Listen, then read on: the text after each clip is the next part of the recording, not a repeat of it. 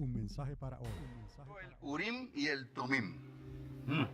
Por medio del profeta Moisés. Yo estoy seguro que usted ha escuchado del Urim y el Tumim anteriormente, por lo menos una o dos veces en su vida. Yo espero. ¿No? Moisés, por revelación de Dios, instruye a Josué en un momento dado que seleccionase al sacerdote Eleazar para que fuese el que consultase a Dios por el juicio del Urim. Vamos a ir definiendo y entendiendo qué era esto del Urim y el Tumim, aunque no se dice mucho, para que consultase a Dios por el juicio del Urim ante el pueblo. Y eso lo encontramos en Números 27, 18 al 21. Ahora en Levítico, capítulo 8, del verso 6 al 8, encontramos cómo Moisés también lo explica, con referencia a Aarón su hermano. Se lavaban, se purificaban con el agua, se cubrían con una túnica corta, tipo pantalones, se ceñían con un manto blanco encima de esa pieza, y encima de ese manto blanco se vestían con otra vestimenta azul. Y estos colores tienen que ser así, blanco y azul, ¿no? Y encima de eso había un efod. Vamos a hablar un poquito sobre el efod. Usted ha escuchado a David hablar, traigan el efod, porque hay que consultar a Dios, ¿ok? Y ese efod tenía un cinto ajustado en él. Y finalmente, encima de ese efod se acomodaba lo que se llama el pectoral. El pectoral era un tipo de bolsa cuadrada con piedrecitas pulidas incrustadas adentro. Yo sé que usted lo ha visto en fotos y lo ha visto y ha escuchado hablar de estas cosas. Y ese pectoral era de un palmo por un palmo. Eso era cuadrado, un palmo, medio codo o 24 centímetros, para que lo entienda mejor. Por lo menos existían 14 piedras preciosas en la vestimenta sacerdotal que tenían que ver con la identidad y la seguridad de Israel. Esto era un asunto serio, esto era asunto de seguridad nacional, no como la Casa Blanca hoy tiene una suma alta seguridad nacional, ¿no? Pues el pueblo de Israel tenía una alta seguridad, y especialmente cuando había que consultar a Dios para vivir, para contarlo, para poder escuchar la respuesta. Y las respuestas que se recibían a través del Urim y el Tumim eran básicamente sencillas. Era un sí o un no, o quizás un silencio. Y le voy a explicar por qué a veces pasaba ese silencio. Eran 12 piedras que representaban las 12 tribus de Israel, según la edad, ¿no? Según la edad de cada uno de ellos, así estaban alineados, ¿no? En ese pectoral estaban las 12 piedrecitas. Pero Dios instruyó algo más. Había 2 piedras más de ónice, que una se ponía en un hombro y la otra en el otro. Y ahí estaban los 6 nombres de la mitad de las 12 tribus, y la otra mitad 6 nombres en el otro. Aarón andaba con 6 nombres aquí, 6 nombres acá, en piedras pulidas preciosas de ónice, y con un pectoral con 12 piedras preciosas ahí, con cada uno de los nombres de las tribus de Israel. Dios hacía todo esto porque Él lo hace por su pueblo, amados. Lo que Él hizo con Cristo Jesús nos dio lo mejor de lo mejor. Todo esto, amados, está ya encerrado e incluido en lo que Cristo hizo por nosotros. Ahora, hay unas advertencias que les quiero decir, esta en particular, porque estas cosas, quizás si usted no lo ha leído antes, no se ha enterado bien de que estas cosas estaban así en la Biblia, como cuando Dios instituyó el día de descanso, el sábado. ¿Qué le pasó a aquellos leñadores que se fueron a buscar leña el sábado? Y ya Dios les había dicho por Moisés, no hagan nada el sábado.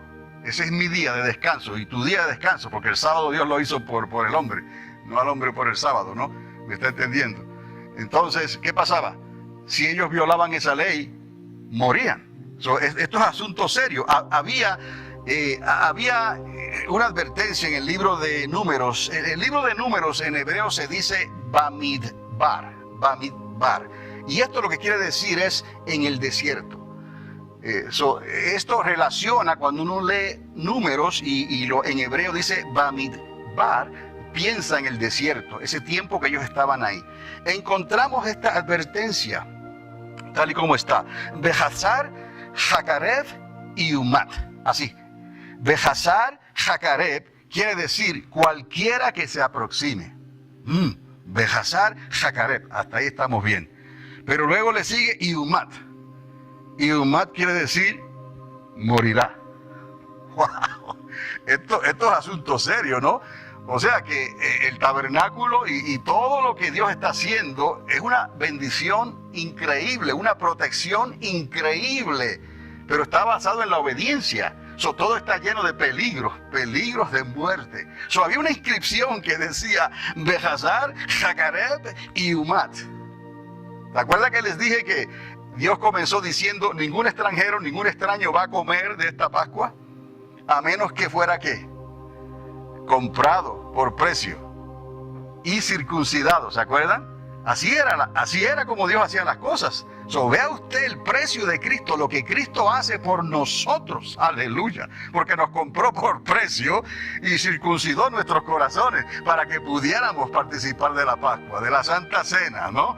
Y conmemorarlo hasta que Él regresara. Imagínate este tipo de advertencia, Behazar, Jacareb y Umat. Imagínate, si no fuera por Cristo, ¿qué le pasó a Ananías y Zafira?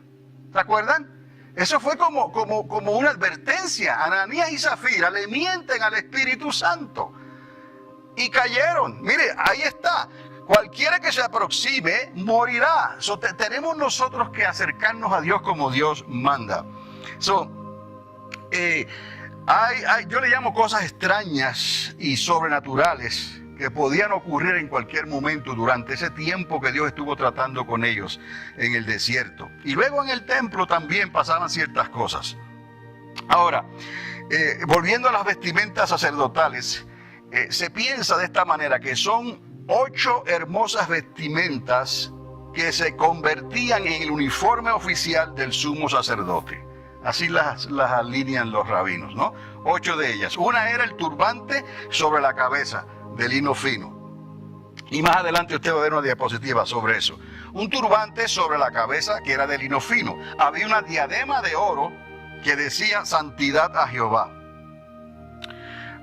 Y usted cuando lee Apocalipsis se da cuenta de que hay una correlación con lo que Juan ve en el templo y todas estas cosas, aún con las piedras preciosas.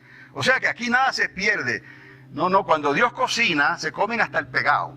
¿Sabes lo que es el pegado, no? Y hay personas que hacen un pegado riquísimo, ¿no? Por ahí, no voy a decir nada, pero arroz amarillito con salchichas, aleluya. Mire, la diadema de oro que decía santidad a Jehová, ese es otro. El efod de lino fino era tejido, tenía que ser tejido, era una cotona púrpura rojiza. El pectoral o el pectoral de juicio, ¿no? Ahí estaban las piedras, una piedra de rubí, de topacio, de esmeralda, de marquesa, zafiro, jaspe, lesgem, ágata, amatista, crisólito, ónice y jade. Los nombres quizás varían, pero esas eran las 12 piedras que estaban ahí representadas, o estaban ahí incrustadas, mejor dicho. Y entonces ese efod tenía un cinturón por arriba, y estaba la cotona azul, que era de una pieza, como les dije, y en el borde de la cotona azul, con fungido abajo, estaban las campanitas, las campanillas que hacían el ruido, ¿no? Cuando el sumo sacerdote, ¿no?, entraba al lugar santo y al lugar santísimo, si se oían las campanitas, todo está bien, el hombre está vivo, está caminando. ¿Me está entendiendo? Y hoy en día, amados, qué bendición tenemos nosotros, amados, porque si alguno ha cometido pecado, arrepiéntase. No tiene que morir ya, todavía, ¿me está entendiendo? Arrepiéntase, arregla cuentas con Dios. Las campanitas tuyas están sonando, ¿me está entendiendo? Estos sacerdotes, si había algún problema y las campanitas dejaban de sonar, ¿qué era lo que ellos hacían? Iban por la soga. El mecate es la soga. Y entonces ya lo alaban, ¿no? Ya era un bulto lo que estaban sacando. Y esas campanitas, y eso estaba ahí siempre, tenía que ser así. Y obviamente la cotona blanca que les dije, la vestimenta blanca que iba por debajo de todo y que era de una sola pieza. Ahora les digo, el significado y la función del Urim y el Tumim, les tengo que admitir estaba y está muy limitado en la Escritura. No se dice mucho de esto para explicar que era como un misterio. Por eso le dije cosas extrañas, pero era sobrenatural, amados.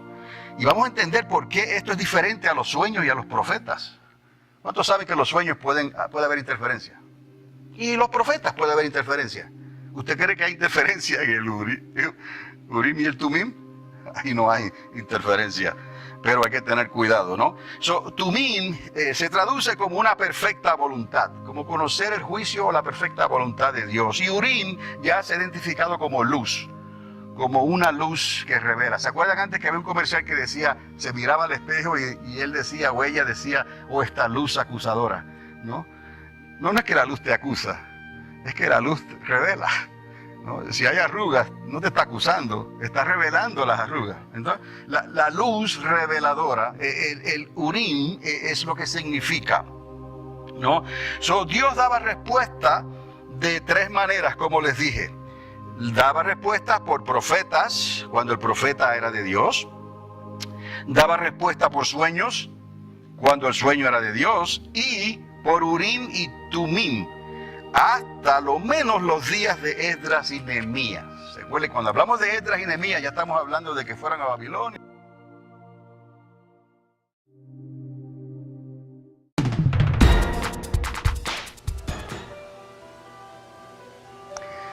This is the final frontier, to boldly go to where no man has gone before, to the new heavens and the new earth.